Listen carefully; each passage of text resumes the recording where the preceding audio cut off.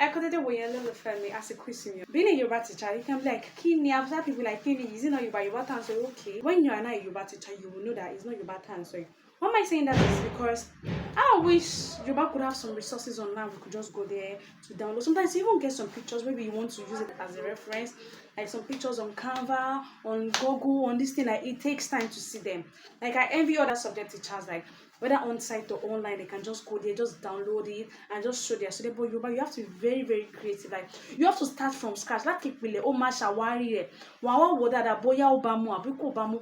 And it is a lot. Being a teacher, or just look at some teachers that like what are they doing? No, they are doing a lot. When preparing for my lesson plan, I have to make it colorful. I just have to make it attractive. Some people see Yoruba writing like they see that jaga jaga, but it's not jaga jaga. I've been there when I was in secondary school. I used to see those dark critics as jaga jaga. I wouldn't be doing them anymore. But now that I'm a Yoruba teacher, I also say that God have cashed me along the moment. I'm seeing it as something that is important because it will test you. It will make you go stretch, but at the same time too, how I wish maybe some teacher will say you can go on twinkling, you can go on this, you meet those things ready, and you will just use it. Under 5 minutes you are done. But no, my joke with a laptop, me that my wow, just to make it beautiful, just to make it make sense. The words of mouth. There is Yoruba for all, a flashcard and worksheet bundle. It is beautiful, it is accessible, it is printable. I've told you, titi line, it is for you.